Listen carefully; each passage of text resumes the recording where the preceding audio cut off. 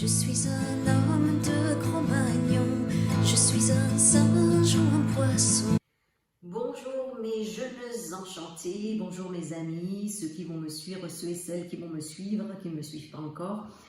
Il y a exactement un mois, je partais, c'était le 13 août 2022, je partais en train dans la région du Diois pour une semaine de jeûne. Et c'est là que j'ai rencontré, pendant que je partais, d'autres femmes partaient d'autres coins de France. Nous nous sommes toutes retrouvées dans le Diois, à côté de Die, pour une semaine de jeûne, ce qui nous a beaucoup liés tout ensemble. Je leur avais promis de faire des vidéos. Voilà donc ma première vidéo qui concerne aujourd'hui les graines et les fruits secs, trempés, séchés et même germés. Je vais faire une petite vidéo, on commence par des bases et après on pourra faire des recettes un peu plus élaborées. Alors vous voyez là quelques pots de graines oléagineuses et de fruits secs oléagineux que j'ai déjà fait tremper et que j'ai déjà séché pour conserver ensuite et pour utiliser lorsque j'en ai besoin. Alors pourquoi est-ce qu'on fait tremper les... Alors oui, d'abord, une petite révision. Les graines oléagineuses et les fruits secs oléagineux sont simplement des végétaux desquels on extrait de l'huile. C'est pour ça qu'ils s'appellent oléagineux. Voilà, on extrait de l'huile de noix, des noix, de l'huile d'amande, de l'huile de tournesol, etc. Alors pourquoi les faire tremper? Moi, j'ai toujours connu ça chez ma maman 87 ans, elle a toujours fait tremper ses amandes avant d'en faire des petits gâteaux. Je me rappelle quand j'étais petite. Et j'ai cherché un petit peu et j'ai découvert qu'en fait, elles étaient beaucoup plus digestes lorsqu'elles étaient trempées avant.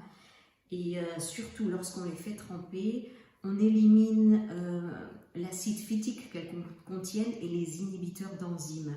L'acide phytique, c'est comme, en résumé, le phosphore qui est compris dans les graines et dans les noix et qui empêche en fait l'assimilation des micronutriments par notre organisme. D'où l'importance de les tremper. Et les inhibiteurs d'enzymes, ce sont des enzymes qui empêchent aux graines et aux fruits secs de germer en fait, jusqu'à ce que toutes les conditions météo, etc. Soient propices pour la germination des graines et des fruits secs. Voilà. Et en plus, lorsqu'on achète comme ça les graines et les noix, elles sont en dormance. Le fait de les faire tremper de 2 heures à 12 heures, ça dépend des graines, ça va les réveiller en fait. Et ça va entamer le processus de germination et elles vont décupler leurs propriétés, leurs vitamines, leurs oligo-éléments et leurs micronutriments. En fait, elles sont beaucoup plus riches ensuite en vitamines, micronutriments, oligo-éléments, minéraux, etc. Voilà, donc ça c'est déjà sec. Et là je vais vous montrer des graines de sarrasin. Donc il m'en reste pas beaucoup. Voilà pourquoi j'ai immédiatement racheté un sac de 1 kg de graines de sarrasin parce que j'adore les graines de sarrasin.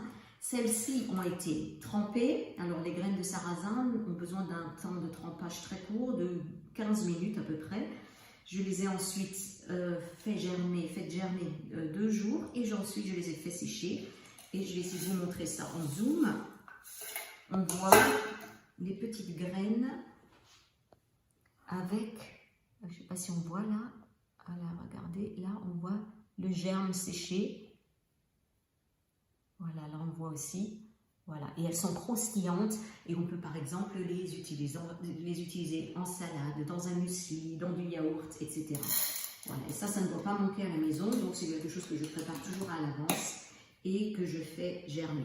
Voilà donc les graines et les fruits secs que j'ai mis à tremper. Alors ceux-ci, je les ai mis, les graines de courge, je les ai mises ce matin. Elles ont besoin d'un temps de trempage d'environ 4 heures, à peu près, hein, entre 2 et 4 heures. Les amandes ont besoin d'un temps de trempage plus long. Ça fait une nuit qu'elles ont trempé là, donc voilà, on voit, et l'eau est très trouble et très brune. Voilà, donc tout ça, il va falloir bien rincer pour éviter les inhibiteurs d'enzymes. Et les graines de sarrasin que j'ai mis à tremper il y a 10 minutes, un quart d'heure, ce qui est suffisant parce que ce sont des graines mucilagineuses. Et si on les laisse trop longtemps tremper dans l'eau, elles font comme un gel et elles peuvent aussi moisir très vite. Les graines et les fruits secs ont un temps de trempage différent, ça dépend. Plus leur densité est forte, plus elles sont grosses et compactes, plus elles ont besoin de temps de trempage. Les graines de tournesol, comme dit, 2-4 heures, ça suffit. Vous trouvez également des tableaux sur internet avec le temps de trempage de toutes les graines et de tous les noix, tous les fruits secs. Voilà, on va maintenant rincer toutes les graines et tous les fruits secs oléagineux, bien les rincer parce que dans l'eau, bien sûr, l'eau contient maintenant également des désinhibiteurs et un peu de toxines et un peu de poussière, etc. Donc on rince tout cela à plusieurs eaux.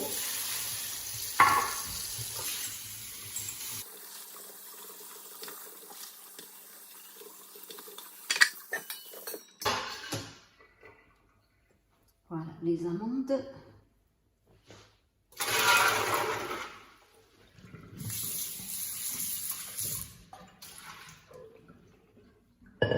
Alors, à ce stade, les amandes ont été trempées pendant presque une nuit. On peut enlever la peau et avoir des amandes belles et bien blanches. Mais c'est du boulot. Alors, si vous avez le temps, faites-le. Moi, je n'ai pas le temps, donc je les mets comme ça. Et quand je mixe avec la peau, c'est pas grave. Voilà. Voilà, donc on va rincer bien les amandes. Je suis un homme de Cro-Magnon, je suis un singe ou un poisson sur... Voilà, donc j'ai rincé tout ça. Maintenant, je vais juste les sécher un tout petit peu sur un vieux torchon de vaisselle avant de les mettre à sécher sur les plaques de mon déshydrateur. C'est pour enlever déjà la plus grande quantité d'eau, sinon le déshydrateur travaille encore plus. Alors c'est vite fait, hein. Vous faites des grandes quantités comme ça, vous avez la paix pendant quelques semaines, voire quelques mois. Je vais les mettre sur une plaque, ça c'est une plaque de déshydrateur. Je vais les mettre dessus et ensuite on va sécher un petit peu les amandes.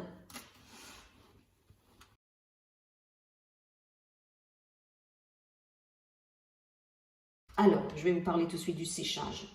Moi, j'ai un four à déshydratation, donc ce qui est bien pratique pour sécher plein de choses. Je fais énormément de choses dans mon four à déshydrater. Si vous n'avez pas de four, bien sûr, vous pouvez faire ça dans votre four de cuisine.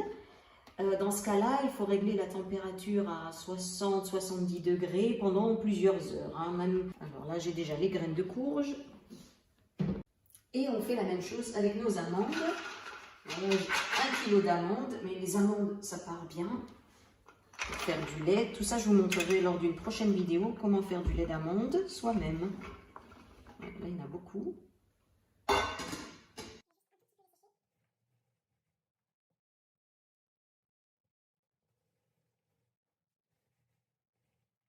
Et pareil, je vais les mettre sur 2-3 plaques du déshydrateur.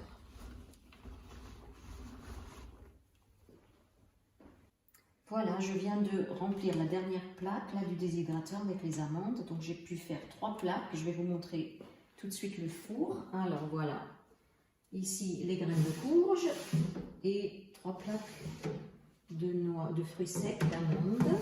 Voilà. Je vais commencer à les mettre 1 heure à 60 degrés. Ça va permettre d'évaporer toute l'eau qui est maintenant sur la peau des amandes et ça n'empiète en rien les vitamines des fruits secs.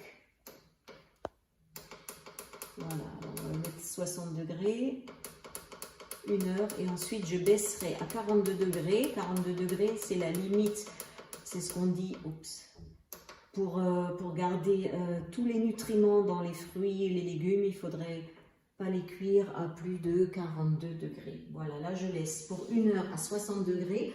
Ensuite, je baisse la température à 40 degrés pendant environ, pour les amandes, là, il y en a au moins pour 12 heures. Donc, toute la nuit, ça va tourner et demain matin, je vérifierai. Il est très important qu'elles soient très sèches parce que sinon, elles risquent de moisir une fois qu'on les met dans les bocaux. Donc, vérifiez toujours, plutôt laisser 2 heures de plus que pas assez parce que sinon, c'est tout le pot qui est foutu. Voilà. En route.